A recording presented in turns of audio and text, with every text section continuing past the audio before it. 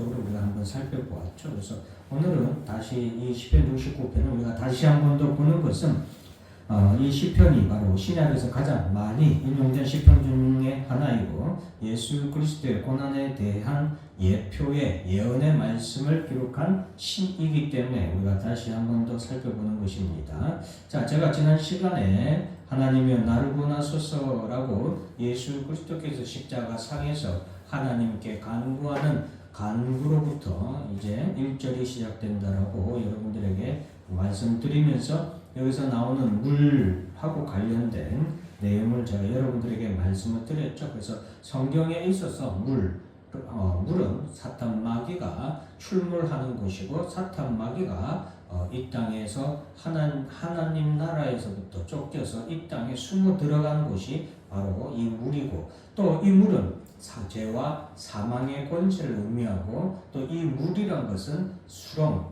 깊은 수렁, 큰 물, 이것은 수올이라고 하는 지옥의 영역을 나타내는 그런 표현으로 성경에서 자주 쓰인다라고 여러분들에게 말씀을 드렸죠. 그래서 오늘도 이제 이 예수 그리스도께서 십자가에 못 박혀 죽으실 때에 내 영혼까지 흘러 들어와서 이 물이 내 영혼까지 흘러 들어왔다라는 것은 이제 십자가에 못 박혀 죽으시게 되는 것을 우리에게 말씀해 주고 있는 것입니다.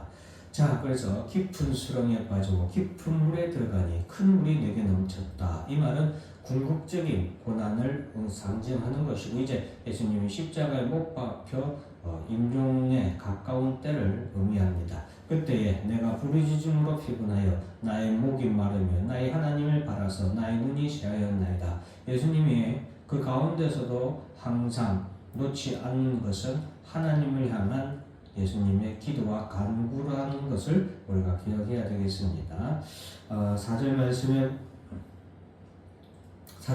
보면 까닭없이 나를 미워하는 자가 나의 머리털보다 많고 부당하게 나의 원수가 되어 나를 끊으려 하는 자가 강하였으니 내가 빼앗지 아니한 것도 물어주게 되었다라는 것은 예수님께서 이 땅에 오셨지만 모든 이 세상의 모든 자들이 바로 그와 같이 예수님을 영접하지 않냐고 예수님을 믿지 않냐고 이유 없이 예수님을 미워하는 그런 일을 예수님이 당한 것을 말하고 있습니다. 요한복음 15장 25절에 그러나 이는 그들의 율법에 기록된 바 그들이 이유 없이 나를 미워하였다 하는 말을 응하게 하려 함이라 라고 기록하고 있죠. 요한복음 2장 11절에서는 자기 땅에 오매 자기 백성이 영접하지 아니하였다. 아무도 예수 그리스도를 영접하지 않아야했고 심지어는 그의 형제들까지도 예수를 그리스도로 하나님의 아들로 믿지 아니하였다라고 요한복음 7장 5절에도 기록하고 있습니다. 그런 부분에 대해서 오늘 예수님께서는 지금 8절에서도 말하고 있는데 내가 나의 형제에게는 객이 되고 나의 어머니의 자녀에게는 낯선 사람이 되었나이다. 예수님의 형제도 예수님을 믿지 아니하였던 그런 내용을 예수님께서 말씀하고 있습니다.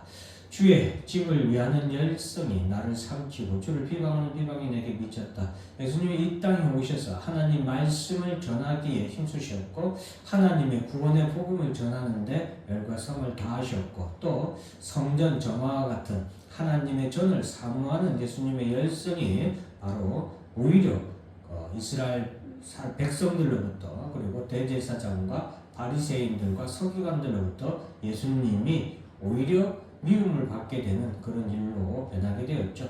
내가 곡하고 금식하였더니 그것이 도리어 나의 욕이 되었다. 이런 모든 것들은 바로 예수님께서 이 땅에 오셔서 행하신 그것으로 인하여서 도리어 예수님이 이 땅에서 미움을 받게 된 것을 말씀해 주고 있습니다.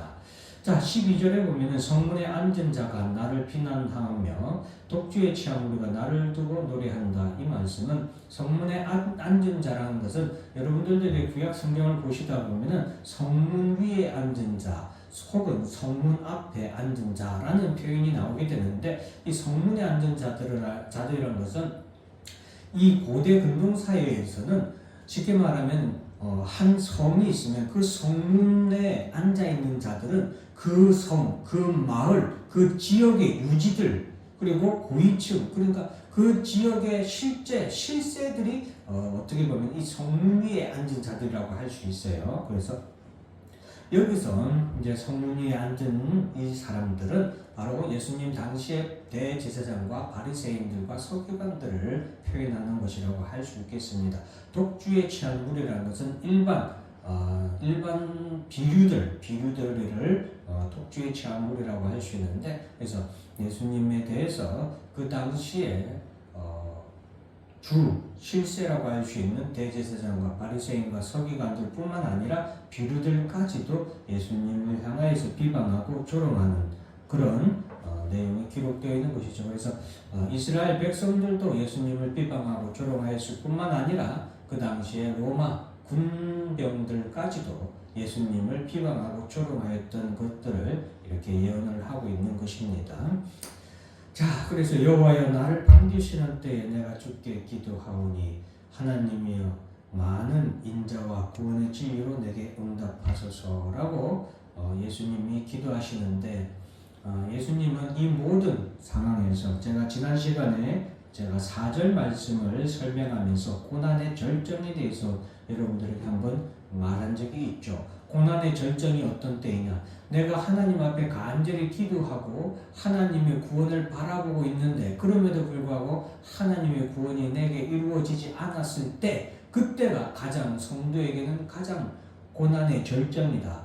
어떻게 보면 가장 힘든 때이고 성도에게는 낙심과 절망이 뒤덮어 오는 그때다라고 말씀을 드렸죠. 그러나 고난의 절정의 때가 오히려 성도에게는 자신의 믿음을 하나님 앞에 온전히 드릴 수 있는 가장 최고의 하나님 앞에 제사를 드릴 수 있는, 하나님께 영광을 드릴 수 있는 때라고 제가 말씀을 드렸죠.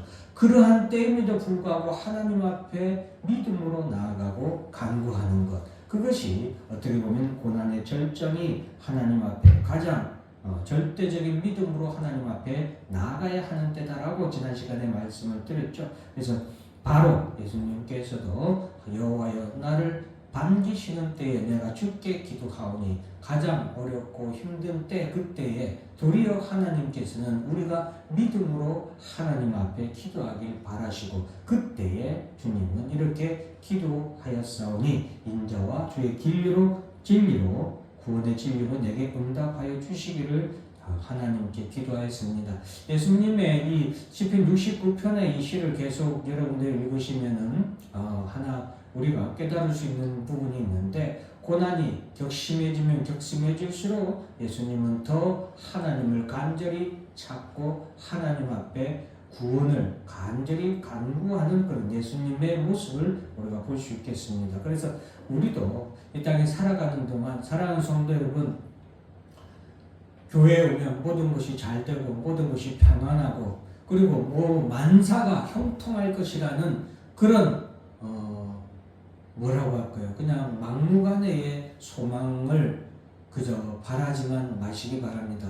물론 하나님께서 만사형통하도록 우리를 인도하고 하실 수도 있습니다. 그러나 그렇지 아니할 때도 반드시 우리에게 있는데, 우리가 만사형통할 때 하나님 앞에 감사하고 하나님 앞에 찬송하고 예배드리는 것은 우리가 참 어떻게 보면 하기 쉬운 예배고 하기 쉬운 찬송이죠. 그러나 극심한, 제가 고난의 절정이라고 했죠. 고난의 절정의 때임에도 불구하고 도리어 하나님 앞에 우리의 믿음을 끝까지 지키며 하나님 앞에 기도하고 도리어 하나님께 감사하고 도리어 하나님께 찬송하며 예배드리는 그러한 성도의 삶의 모습은 어떻게 보면은 하나님께서 가장 기뻐 받으시는 그런 예배고 찬송이라는 것을 우리가 기억해야 되겠습니다. 자, 예수님께서도 15절에 보면 큰 물이 나를 휩쓸거나 기쁨이 나를 삼키지 못하게 하시며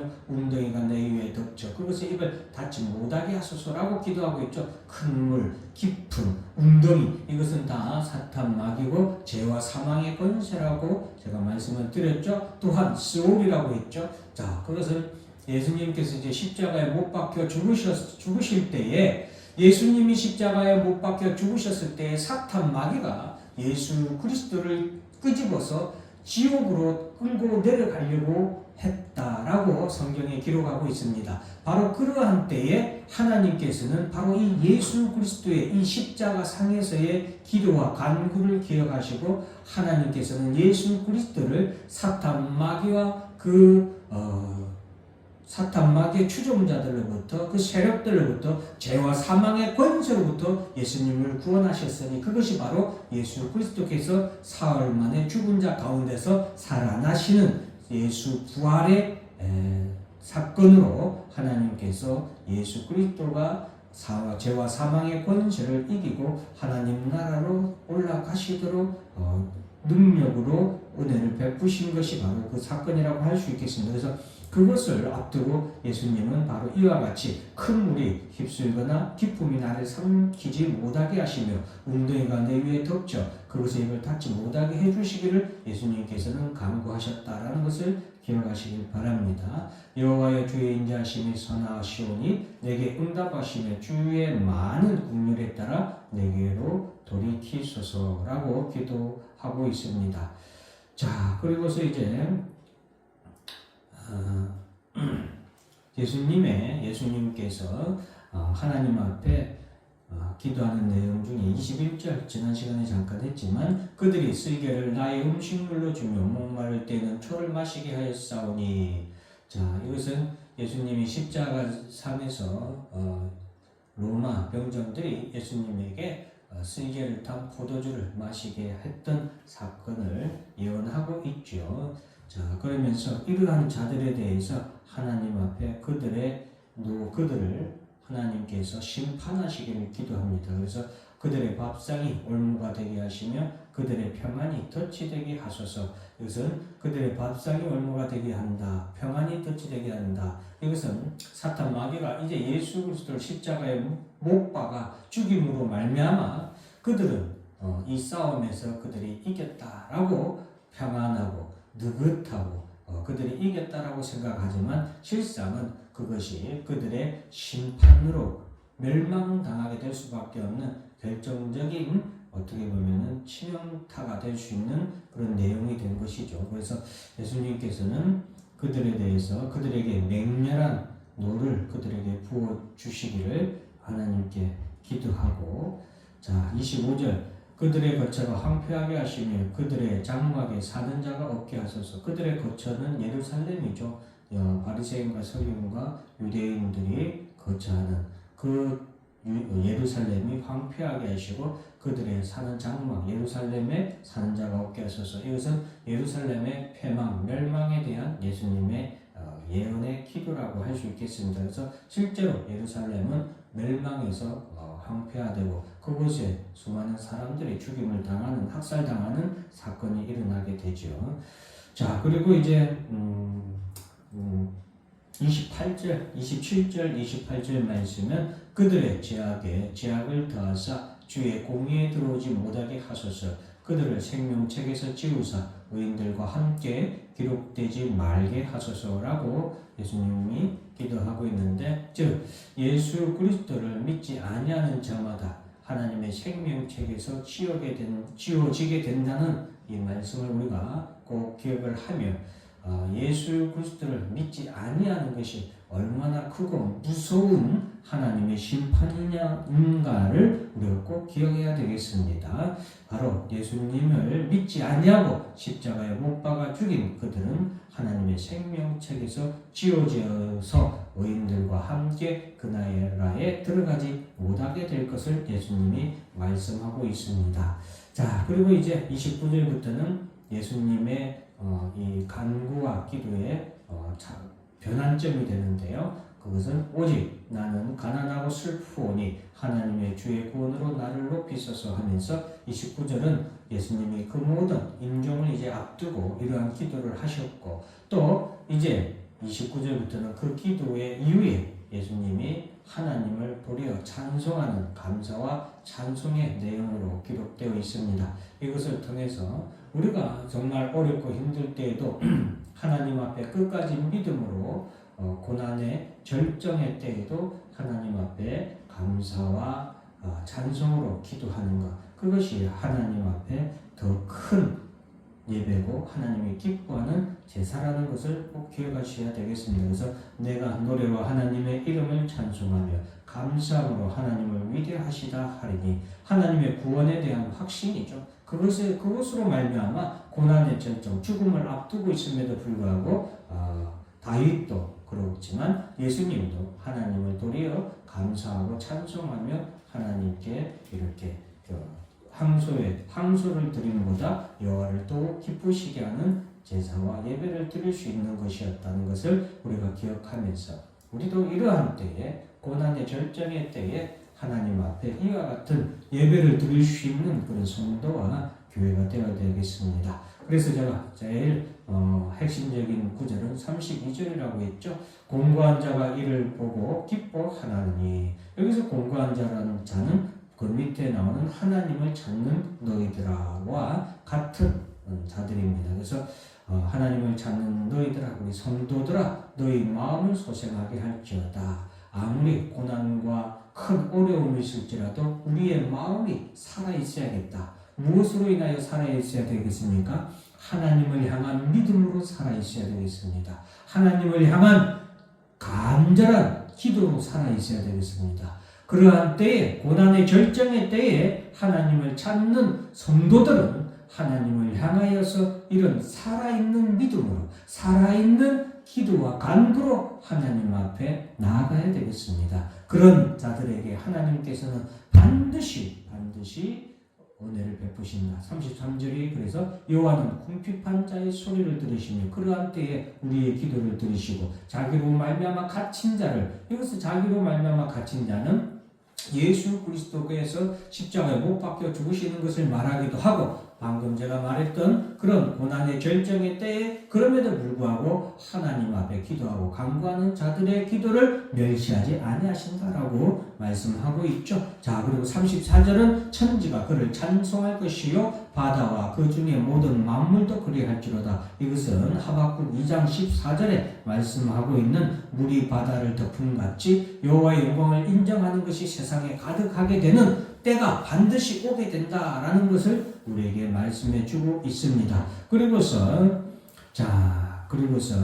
34절, 35절, 36절은 이제 마지막 결론이죠. 하나님이 시온을 구원하시고 유다 성읍들을 건설하시리니 무리가 거기에 살며 소유를 삼으려다. 그의 종들의 후손이 또한 이를 상속하고 그의 이름을 사랑하는 자가 그 중에 살리로다. 즉 궁극적으로 하나님이 시온을 구원하신다, 유다 성읍들을 건설하시린다. 이것은 결국에는 하나님께서 이스라엘 백성들을, 그리고 이스라엘 나라를 구원하신다. 그리고 예수 그리스도를 죄와 사망의 권세로부터 부활의 승리의 주로 존귀하게 하시는 것을 말하는 것을 의미합니다. 그리고 그로 인하여서 거기에 살며 소유를 삼으려다. 하나님 나라의 보좌에 예수 그리스도를 앉히시고 그와 예수 그리스도를 믿는 자들로 하여금 영원한 하나님 나라를 유업으로 받게 하신다는 내용이 35절과 36절의 말씀이라고 할 수 있겠습니다. 그래서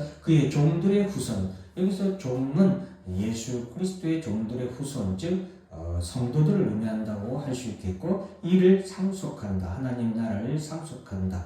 예수의 이름을 사랑하는 자가 그 중에 하나님 나라에서 살게 될 것이라고 다윗은 오늘 예수 그리스도에 대한 예언의 시를 하면서 우리에게 말씀해 주고 있습니다. 또한 예수님도 이와 같은 십자가 상에서 이와 같은 기도와 찬송으로 또 이 말씀으로 우리에게 우리의 마음을 소생하게 하며 우리가 이 땅에 살아가는 동안 살아있는 성도로, 살아있는 교회로서 하나님 나라에 대한 소망을 가지며 살아갈 것을 우리에게 또한 말씀해 주고 있는 것입니다. 그래서 베드로후서 3장 13절에 우리는 그의 약속대로 의가 있는 곳인 새하늘과 새 땅을 바라보도다 라는 이 소망을 가지고 오늘도 살아있는 성도, 살아있는 기도, 살아있는 교회가 되게 해달라고 주여 한번 크게 부르짖고 기도하겠습니다.